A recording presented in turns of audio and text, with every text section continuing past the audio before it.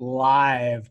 Welcome to Uncivilized Unplugged. For those of you that this is your first time, as we like to say around here, this is the #1 live podcast in the universe.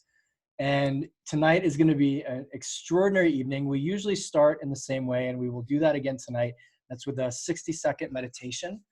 So if you guys aren't driving or operating heavy machinery, please put your feet flat on the floor.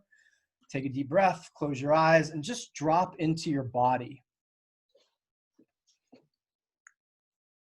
Drop into the little place within you right now where calm lives, even if that's the size of a pinhead. To see if you can find one part of your body that's calm, even if that's just a pinky toe. And just dwell there for a second and let all of the chaos that's swirling around us drop away.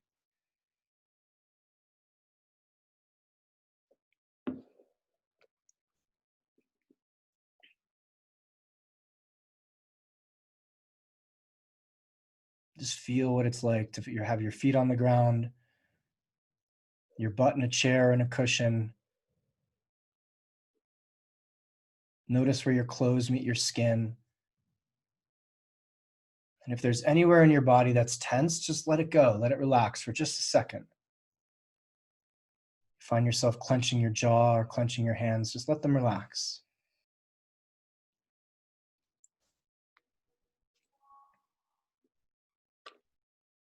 And let's take one deep breath in together and blow it out. Begin to wiggle your fingers and toes and come back into the room.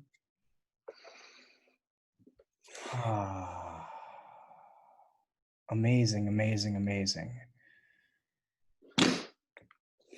So tonight, you guys, we have a very, very special guest. I don't know if you know this, Christina, but so Christina Rasmussen and I both spoke at an event about a year and a half ago called Think Better, Live Better, or Live Better, Think, one of the two.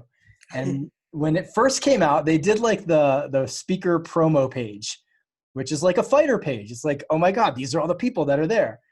And it was you and John Hackelman I was the most excited to meet. And I wrote Mark and Angel. And I was like, for those of you that don't know who John Hackelman is, he trains UFC fighters. So I wanted to meet John for very different reasons than I wanted to meet Christina. And John is very different than Christina. John's a character. And I wrote them and said, I don't know what to do with myself right now. These are two people who I've wanted to meet for years. And I had followed John from fighting, and I knew Christina from your work with Second Firsts and from an Instagram page that I had stumbled upon 3-4 years ago that every morning would put out some kind of beautifully motivational message about getting over loss. And then again at night, something about you made it, congratulations, today's a new day. And these were the most helpful messages out there, Christina, because I could feel that they were heartfelt. And they weren't bypassy. They weren't, congratulations, it's the best thing that ever happened to you, yay. But they were so honest, I think, at a time when honesty is the thing that we need the most.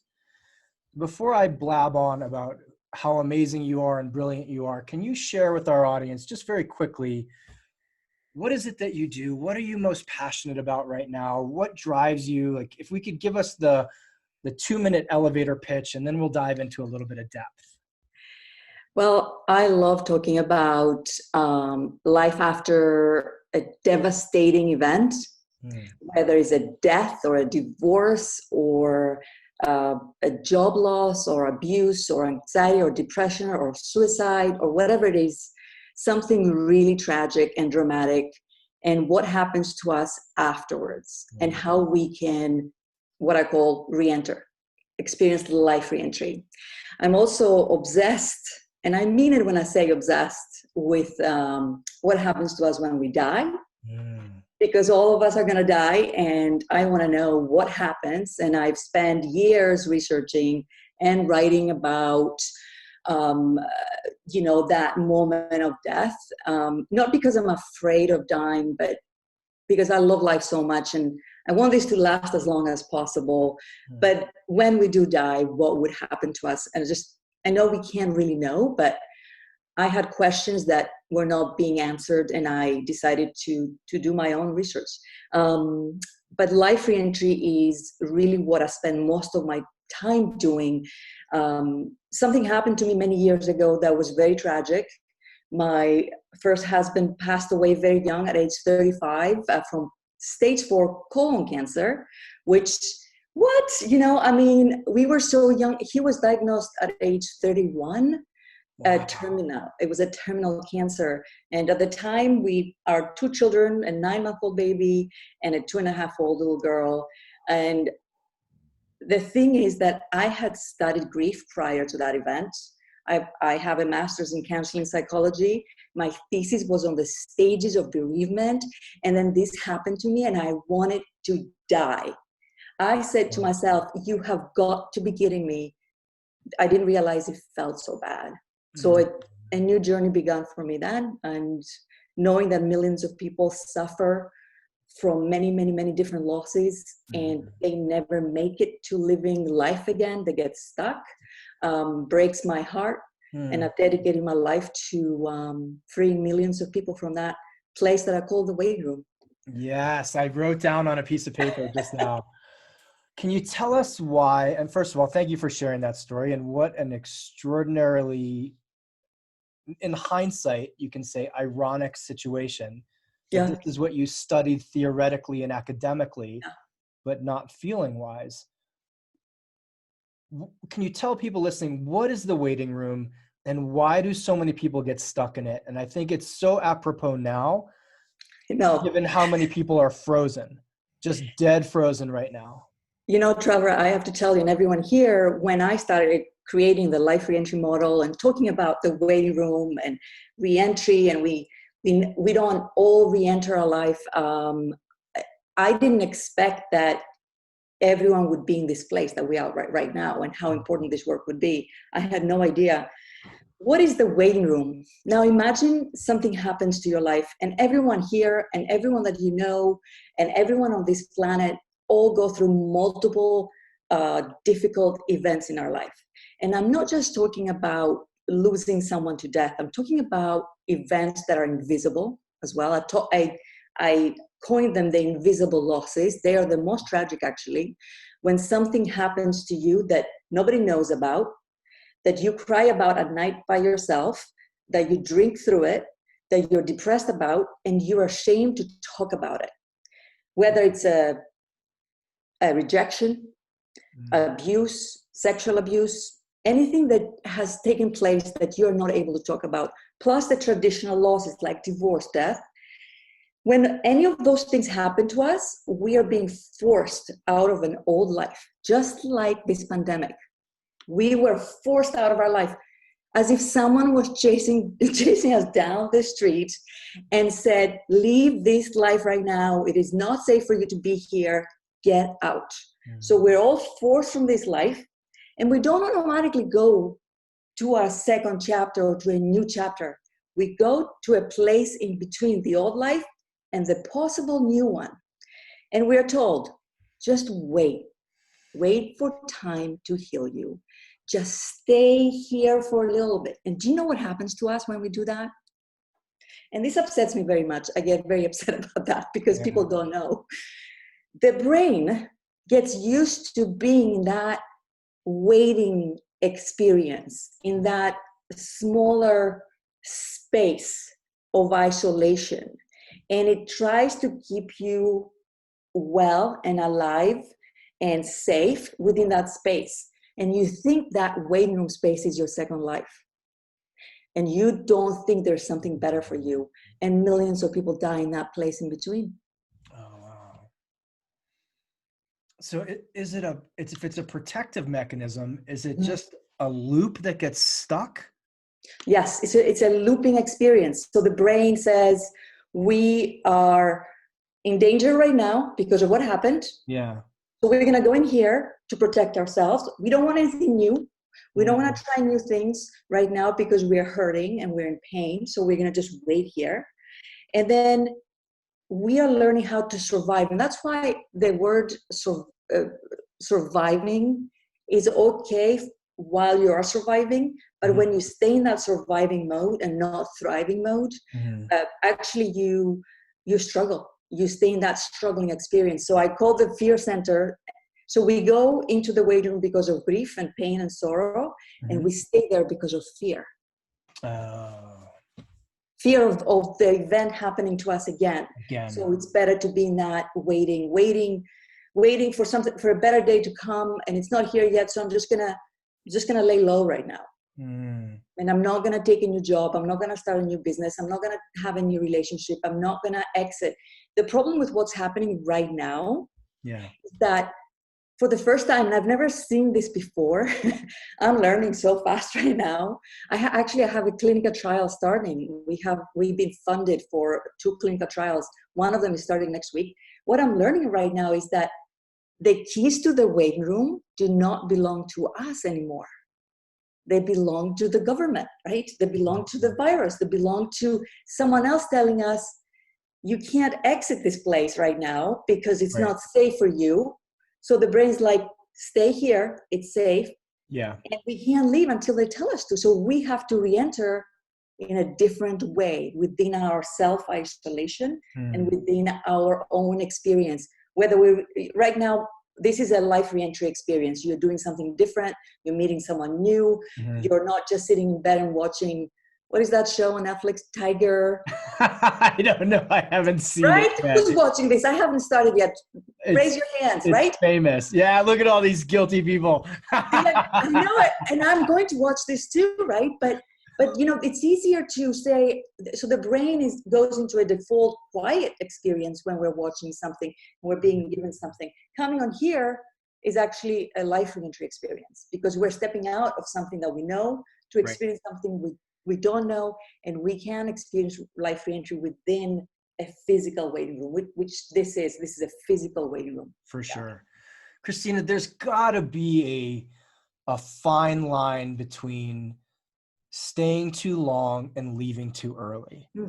How do you guide people to know, is it everyone says like, hey, you got to go out and start dating, you got to go start doing that stuff again, or your heart, how do you have people distinguish what's fear leading, ego leading, society leading, etc.? I have such a great answer for this and a plan because I've done it for so many years now. So first of all, I want to let everyone know, and I'm sorry this is maybe bad news, but it's reality. We are never without a waiting room. Say more about that. There's never really a time in our lives where there's no waiting room experience. So we are never just thriving all the time. Imagine if you were thriving all the time. I love flying planes. I love swimming in the ocean. Imagine you wake up every day and you thrive. It's actually exhausting. There's going to be the fear center that we have inside of us that's going to allow for a stuckness place in our life.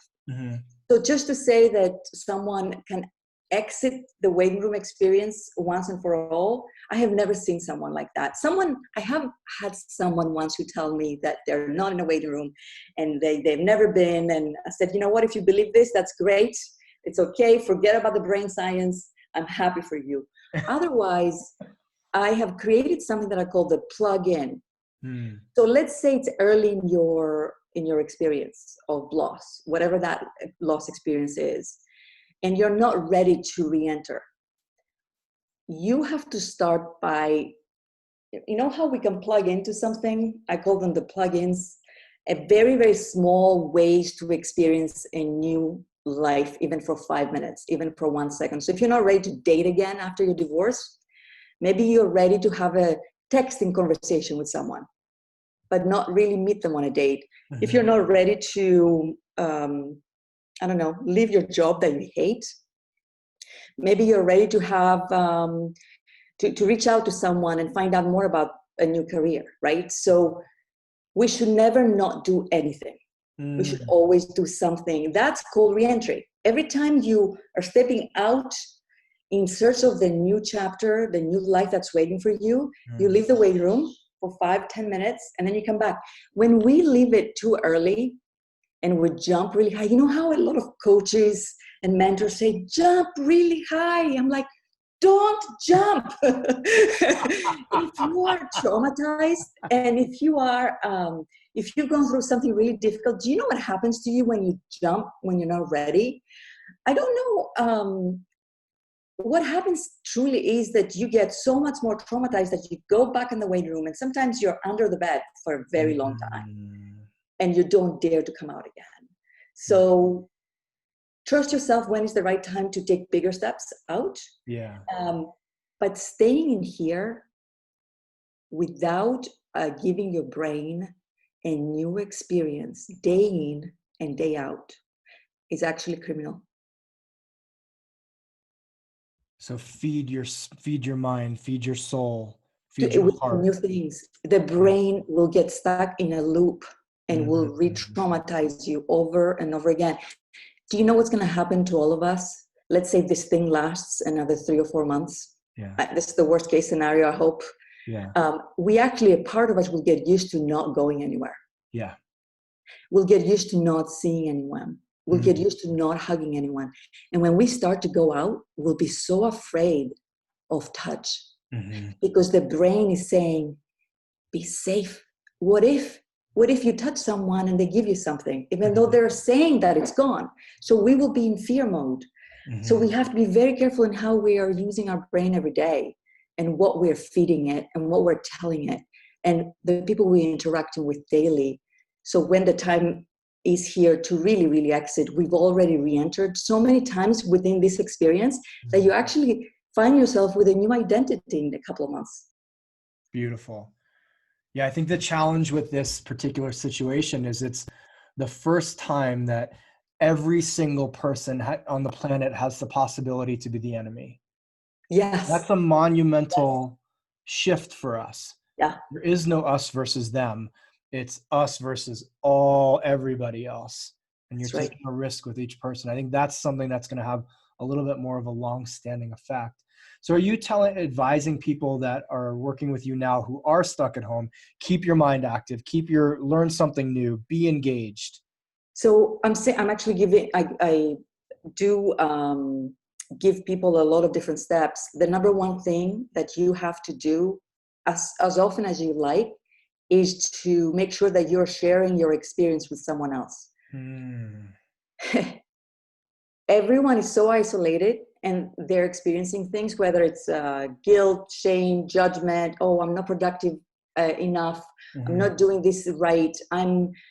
Things are happening to us and we're not sharing them. Find people or groups. There's so many groups online. I have a group with this. Everyone has groups, right? So find your tribe. Find a place where you feel comfortable to share every single day what is happening to you inside of you, especially the things that cannot be seen or heard. They are the most dangerous ones. If you're afraid that you're going to run out of money, oh boy, you better be telling this to someone. Tell me. Send me a text. Say, I feel like I'm not going to have money next week. Right. Like there's no shame. I asked the group, who's worried about money right now? And I could tell, even though we talked about more vulnerable things and more difficult things, the money question, ouch. There was this hesitancy to share their fears. But then once someone started sharing about that, everyone was sharing. But whatever it is, we do not hold things inside because those things imagine, not only you're keeping things inside of you, you're also isolated. I mean, this is like a prison. Right. It's the perfect storm.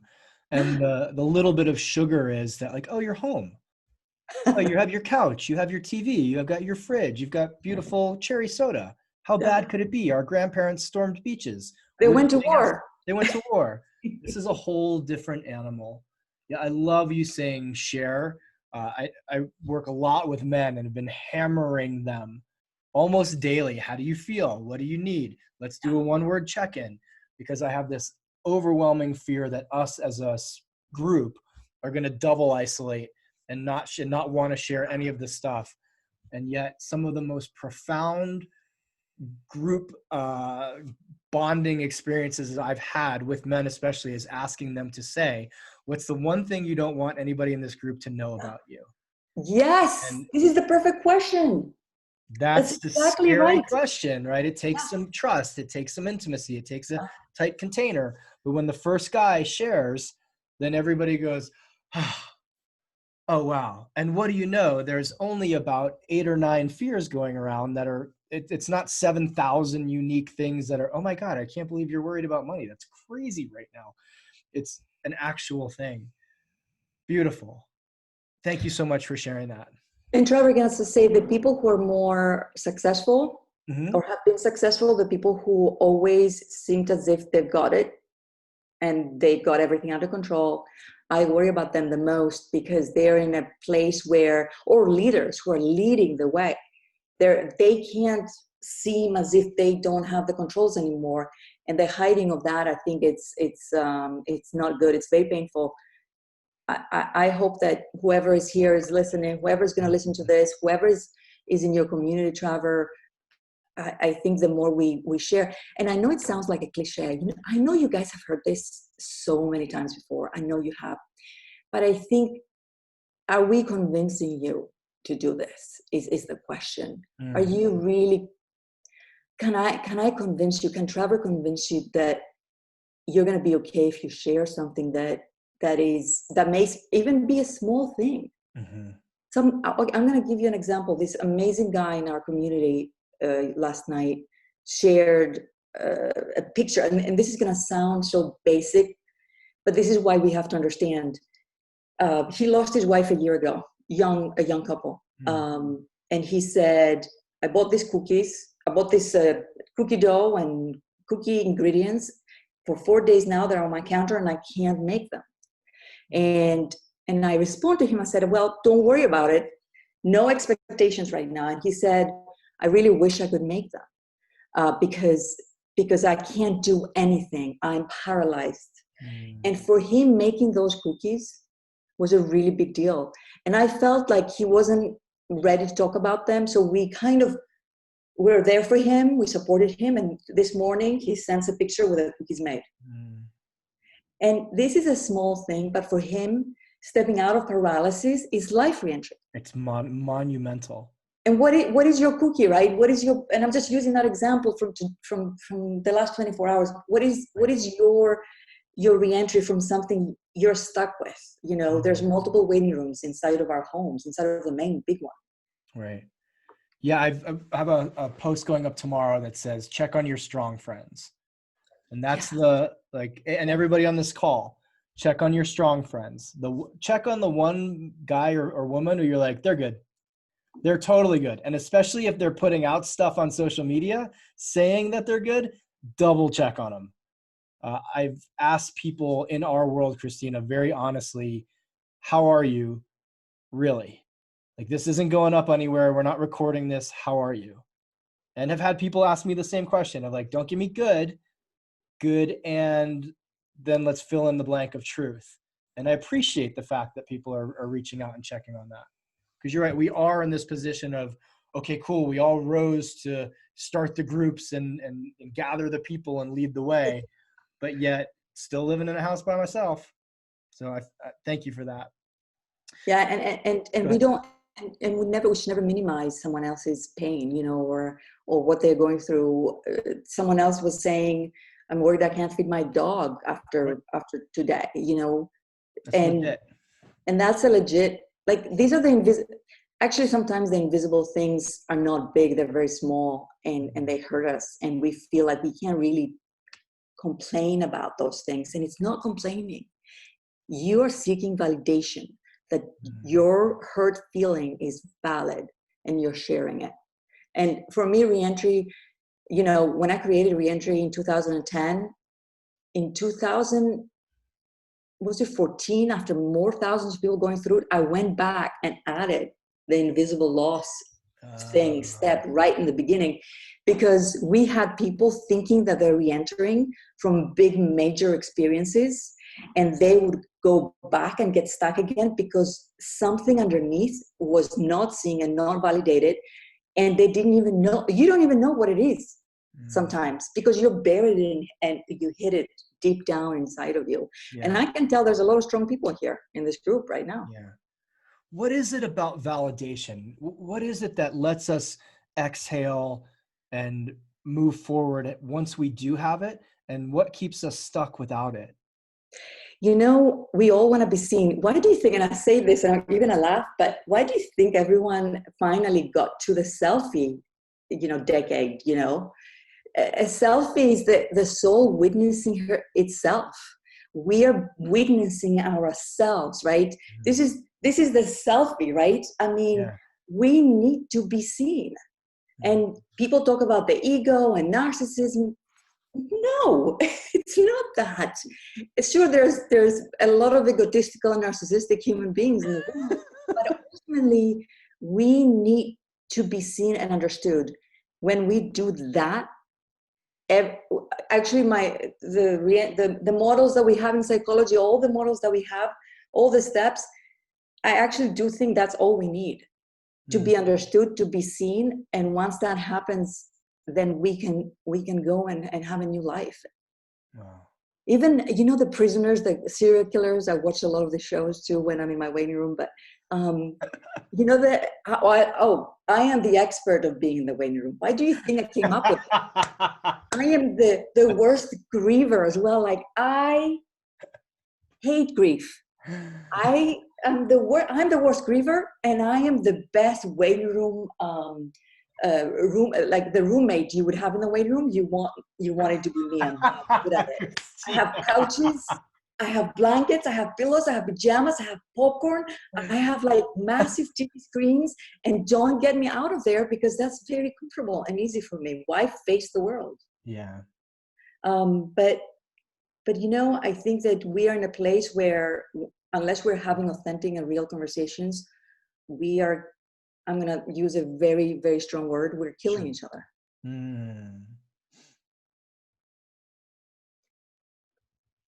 Take one more sentence with that, please. I know, I just dropped it. Yeah. If we are not listening, really listening, Yeah. and we're not seeing someone, lip service won't do it. Me just going, oh, really? Oh, okay. I'm sorry you went through this. Yeah. Especially in this country, there's so much political correctness, just the way we speak. We're very polite. We seem like we're listening, but really listening. And actually, guys can really do this really well once they find that one friend that they can share over soda, water or a beer. I mean, if that's what they do, right? But or fishing while they're fishing or playing video games. As long as I think if we don't listen and if we are not able to share, I think we're both guilty. Yeah. Both of us. Complicit.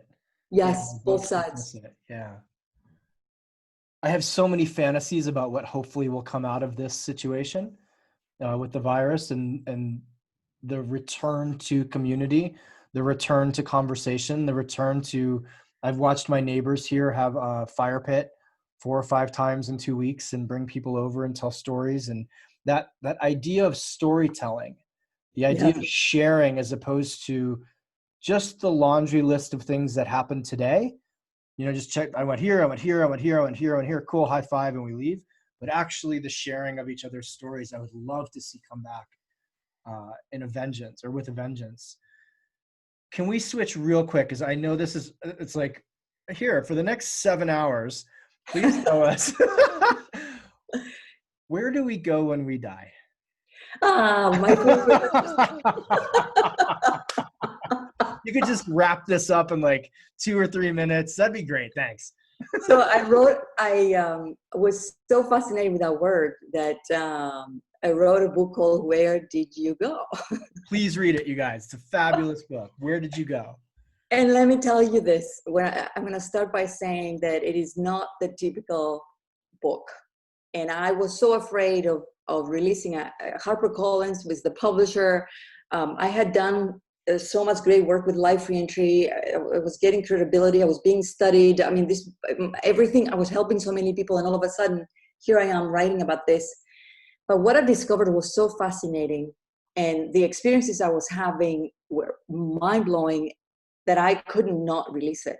Right. So what I believe from everything, another book you guys have to get is called The Holographic Universe. Okay. It is a classic. I don't know if people are into this. I believe in physics and science and quantum mechanics. So the Holographic Universe was written in the 90s by a guy who passed away literally a year after he wrote it in his 30s. Oh, wow. I think he had cancer, leukemia or something like that. This is a very well-written, solid book that has been released multiple times and sold millions of copies. So I'm not saying don't read my book, but read the Holographic Universe. It's really important. This brain filters out a hologram that comes from a deeper reality where everything is connected and unified. So in religion, they call it the heavens. In science, they call it a second dimension. So where there is no time, there's no space.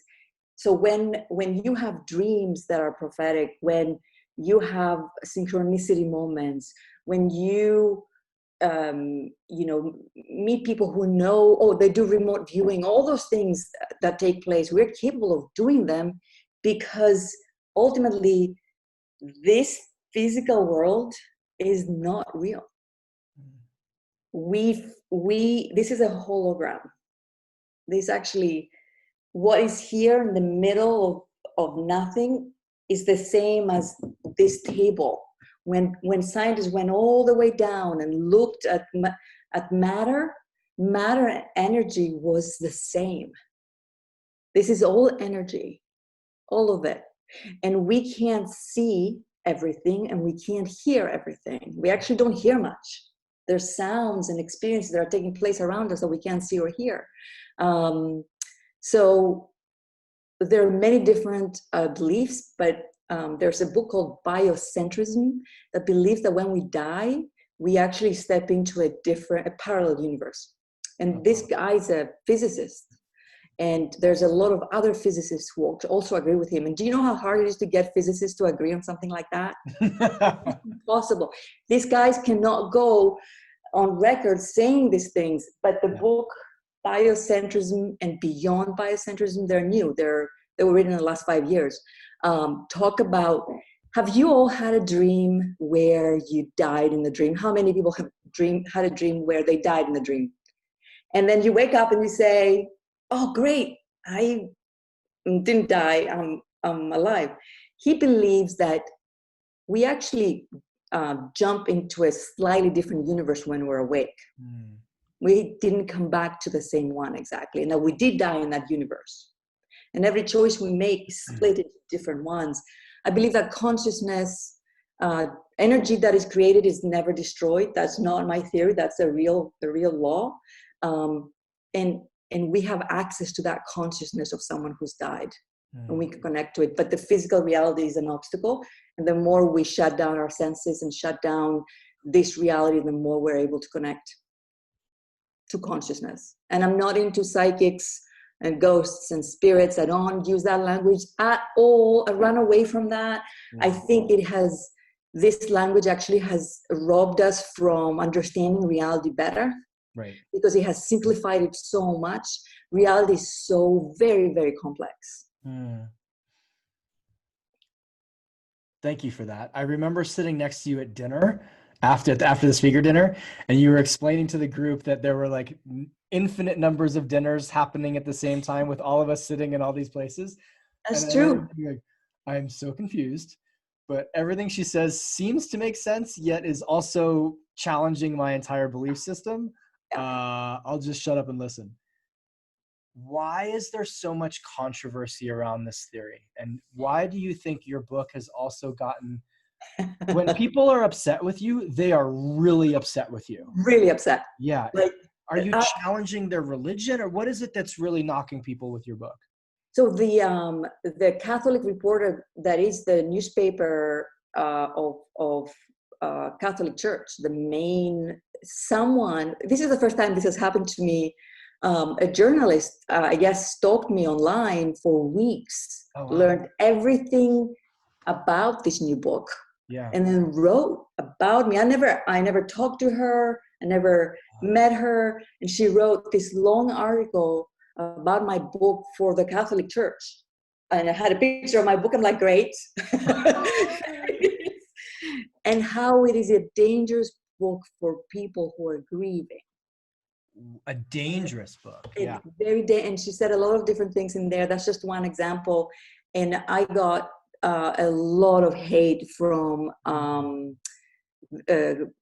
Bible readers, especially last December. But you know, and of course I have a couple of reviews on Amazon that are pretty intense, very detailed. Obviously they read the whole book, which is great. Thank you so much. But they're taking me down. But you know, and Trevor, I say to myself, obviously this book is hitting something, right? And when the brain's afraid, right, of destroying a familiar thought and a familiar belief about the way our life is, then it gets really angry and wants to destroy that new belief that's coming through, because that makes life dangerous. Right. If I am to believe that this reality is not real, that there's a hidden world that is full of particles and atoms, and we are not really solid the way we look, that's very scary. For our physical existence.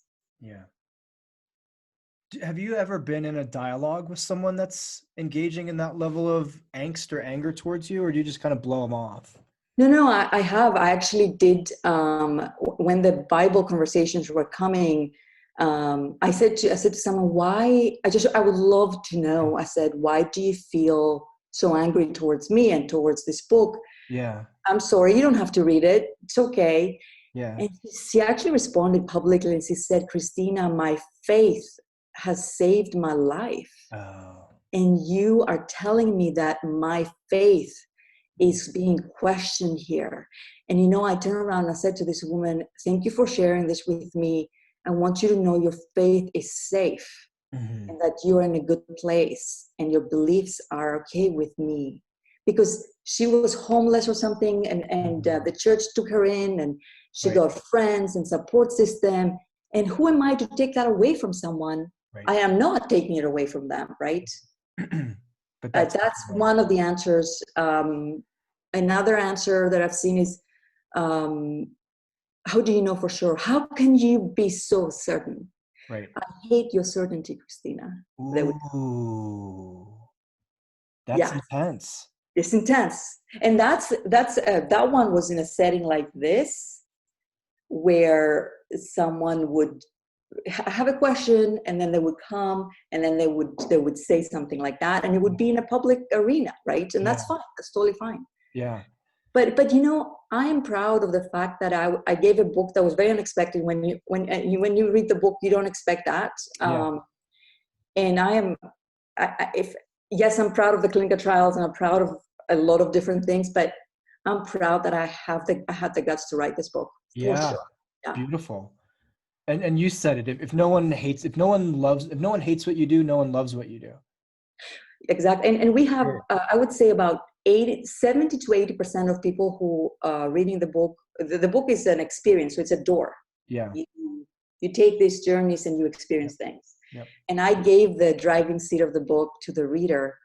And unless you are having an experience, the book is nothing, right? And I believe in the book so much that you can decide if what I'm saying is true by the experience you are having. So when we have a group with, like, I don't know, close to 3,000 readers, and so many people are having these experiences. When someone is not having one now, they're like, I'm not going to give up. I want to experience what they're experiencing, and I'm not going to stop. But there is a number of people that no matter what they do, no matter what they learn, however many times they train their brain to let go of this reality and enter a new one, they cannot do it. And that is okay. Not everyone can have this experience. And maybe they're not ready now. But it is a much smaller group than the group that the people who are experiencing, which I was thrilled. And I have to just say one more thing. I was so scared when this book was coming out I believe that people wouldn't experience. I had done 2 pilot groups. I studied about 125 people Yeah. altogether as I was writing the book. So we had pretty good, solid data and evidence. I knew this, but I didn't have tens of thousands of people who ultimately read the book. I didn't know what was going to happen. And the experiences were to be had just with the book, not with me. I wasn't guiding them. Right. I wasn't talking to them. I wasn't explaining things. The only thing they had was the book. So I had to let go of any controls of this. And that's the way it was supposed to be, you know? Yeah, that's some courage though. Right? It's like, here's my baby. Hope you love it. Hope it works. Here it is. And you may think I'm completely crazy, but you know, one of the things I've always said, and the thing that people know, this quote that I wrote was, you can do the impossible because you've been through the unimaginable. Yeah. And I've been through a lot of crap in my life, Yeah. hard things. Yeah. And I can take on some fear Right. with that, you know, people are going to reject me, and I'm going to fail at everything, and I'm going to lose my credibility. I can absolutely survive that if that was to happen. Yeah. So I went for it, you know? Yeah. It's one of the beauties, I think, of crawling off of rock bottom is that you're kind of unfuckwithable. That's right. What are you guys going to do? Put me back What are there? you going to do? Cool. I set up a tent down there. I was good for a while. Oh, you're right. I've got serial killer shows I can watch. I've got blankies. I've got popcorn. I have everything here. You don't want to hear from me again? You don't want me to write another book again? No problem at all. Oh, I love it. And the good news is that, you know, I survived it. And actually, even though my first book, second first has always done really well, that first week, this book knocked it out the park immediately. And yes, it was very stressful. It was Christmas week, actually. Yeah. So, but I'm proud. I'm proud of saying yes to should this. be. Yeah. Just selfishly, can I ask a little bit about your writing process? Oh, absolutely. Yes. Was this just coming through you? So when I write the Friday letter, Yeah. that I've been writing. So anyone here who's a writer, do we have any bloggers here? Any writers? Yes. Anyone else? I've been writing this, and Barbara, yes. I've been writing this letter for 10 years. It will be 10 years this September. Wow. Every Friday. And that one blog, that people get to know me through that letter first. Yeah. Maybe the books are as well now, but that letter, I wake up on Thursday, the day before, and I don't know what I'm going to write. Mm-hmm. And I'm never worried about it. Mm-hmm. And that comes through. The books are a little different. I'm actually just signed a contract with an editor. I'm starting the proposal for the third book, Wow, good for you. which is the Life Reentry book. Actually, I'm calling it like that. And I go through a very structured way to deliver something that requires so many different puzzle pieces. Yeah. I will write every day. As you can tell, this is my second language. Mm-hmm. So when I became a published author the first time, I thought it was like, is this real? What's happening right now? It's So so if cool. anyone wants to get published or write a book, if I did it multiple times with major publishers, anyone can do this. Anyone can do it. I'm nodding, but you also got a little bit of genius on your side. Just Crazy genius. A little bit of crazy. It doesn't I'm go stick with genius. It's a crazy genius, but writing and the letter, the blog started with just a few sentences at first. Yeah. I didn't know.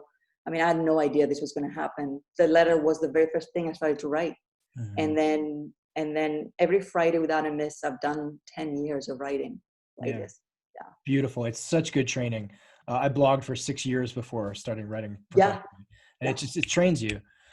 Yeah. What would you say, lastly, I don't want to take up too much more of your time, to people who are dealing with grief on top of the pandemic? So that it wasn't just the one punch, but now we have 1, 2, or 1, 2, 3. Is there anything that you would recommend to people who are finding themselves in that situation? Yeah. The very first thing I did was smile at this, and I wrote a letter 2 or 3 weeks that went a bit viral that said, we already know how to eat, sleep, and live alone. Hello, world. Right. People with, trauma and death and loss and devastating things, they've already been here, sitting alone in their homes, devastated. Once we get that out there, and yes, that's true, then the dangerous thing about people who have a lot of trauma and they're forced to be back in this place, a lot of people have written to me and say, Christina, you don't understand. I have been making so many strides. I got a new job. I made new friends. I started dating. I was going to the gym. I was getting my life back. I was feeling great. And now this, I am pissed off. Now this is taking me all the way back to that place that I was, and I don't want to be here, and it is not fair. To those people, I would say that to do life reentry, I live with this work for myself as well. I tell them to continue to share, to continue to take steps within their isolation, to take chances, to take risks, to discover who they're becoming, the new identity that it's emerging, and to not give up on a new life. And to know that at the end of this, however long, even if we were about to leave this experience tomorrow, the last 2 weeks have felt like there were 2 years. And the changes that we went through on a personal level have already created a brand new identity. And if we are not asking questions like, who am I now? And who I was 2 weeks ago is not that person sitting here. What I've learned from this experience is already changing who I am, and to take control of that change and emerge into this new identity. And every week that goes by, find out again how you're changing, making sure that you're sharing that part of you with other people as well. Share the old, share the present, and share what's happening within yourself as well. I think that reentry and stepping out of this experience, I'm actually excited, to be honest with you. I don't like to see people suffering. I don't like to see all the deaths. I don't like to see the loss and the devastation that we're going through. However, I want to say that our human species would not survive this next phase of evolution if this shift and change didn't happen. We are being forced to live differently so we can survive and we can make it to the next level. There's something called the Fermi Paradox. If you guys don't know it, there's an article, an amazing article that was written by a website called waitbutwhy.com, and they wrote something called the Fermi Paradox, which is something that many people have written before, but they wrote it really well. And they talk about the type of civilization that we are. And we are like, there's 3 different levels of civilization, 1, 2, 3. And we are 0.7. And they believe, some great physicists believe, that we never actually make it to civilization level 2 because we go extinct. Yeah. Imagine if that's true. And if this change is going to allow us to grow in technology, to grow in our geniuses, to protect our biology, our body that is so vulnerable, and to find vaccines and to find medicine that can hopefully one day keep us, I don't know, should I say immortal? Should I say timeless? Should I say that we get to live for hundreds of years? If that is the purpose of this, then there are going to be some sacrifices, and that's what we're seeing. Yeah. It feels like a reorganization of the global DNA. Yes. And and then the physical priorities, especially, or the priorities, at least here in the US, that everyone has an opportunity to look themselves in the mirror and say, what about my life was unsustainable? Because holy shit, were we on a speeding train to a brick wall with the way we were going. And we're seeing that with how quickly systems are dismantled, right, by something invisible. But I have the Fermi Paradox, there it is, Lulu, yes. And I have to tell you, the love that I have for space, and that next frontier, and learning what it will take to be able to live in this, maybe not this body, but to continue in this consciousness for as long as we can, without having to die and come back as someone else and forget about our memories. And there it is there. Thank you, David. That article, the Fermi Paradox, take your time to read it. It's going to change the way you look at everything. And I'm not trying to be positive. What I want us to be able to do is to look at the situation that we're in. And yes, this is hard. This is the new type of war, right? Right. We don't fight with swords and guns. We're fighting a different kind of enemy, but maybe we need to, so we can get to that next level. Not only for our own the way we process life and trauma, but also the way we can protect our biology. 100%. I agree with you. I have one very loaded question and then one very simple question. And the loaded question is something I ask everybody at the end of these recordings is my audience, if you haven't noticed, is quite elite, and they're extraordinary in every form, and they know a lot of high-powered people, and they're great humans. If they could help you personally with something, how could someone listening to this help you? Is it give your book to someone? Is it introduce? Is there someone you want to meet? Like, you want to meet Shakira? Is there anything in your situation that we can help you with as a thank you for giving your time and for gifting the world with all that you do? I didn't expect that question at all, actually. Giving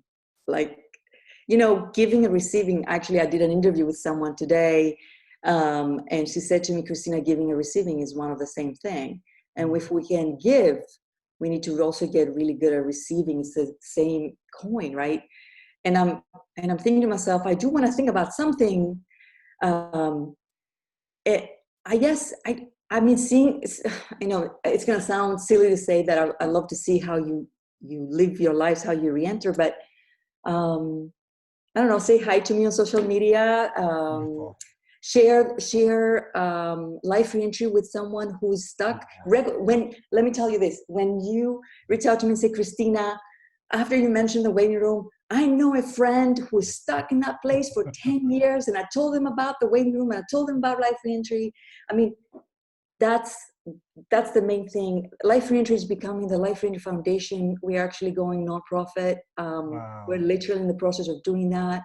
I'm going to raise millions and millions of dollars, and one day every church, every hospital, and every community center will be giving free Life Reentry support groups. So I don't need anything but your love for the work, and to keep asking questions and looking at this planet and this universe as this most magical place that it is, that in the midst of the darkest days that you have, look at the stars. That is how I would feel better. I would look at the stars in the sky, and I would understand myself better and better, and nothing is impossible. And I think we are all made of special stuff.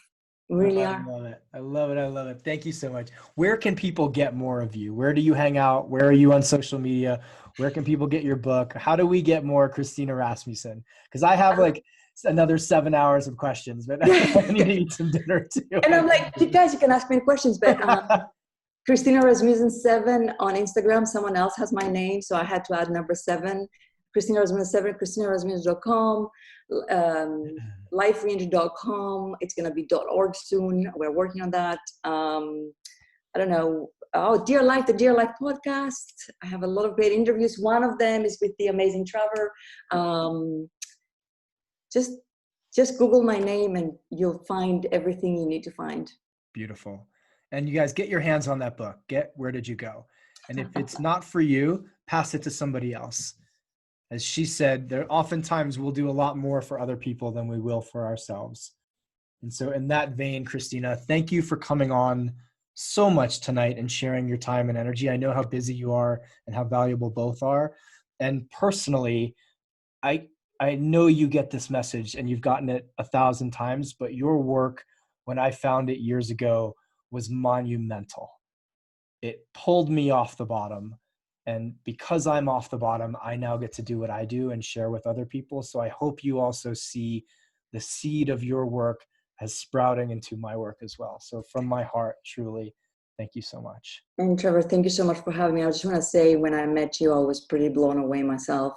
And the moment I got my podcast up and running, you were either the first or the second call that I made. And that, my friend, you're saving the lives of so many men as well as women. But I don't have many men in my groups, and I hope they're coming to yours, because they have to go somewhere.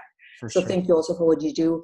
Thank you all for being here. Hi, Sam. Sam is here too. I don't know one person. Nice to meet you all, and I hope we see each other in physical spaces. But if not, know that we are all connected in different ways as well. So thank you for having me here today. Beautiful. And for guys listening to this, you need men. There are men in my group on this call on the Uncivilized Nation. If you want to join a group of phenomenal men, have actual honest conversations, support each other in ways you may never have been supported before, and get your butt kicked every couple of weeks with a workout, go to www.manuncivilized.com/the-nation and come join us. It's a hell of a party. You guys enjoy your night. Stay safe, stay healthy, take care of yourselves, take care of each other. Christina, mwah, I love you. Thank you so much. I love you guys, and go read all that stuff. Bye. Cheers, you guys.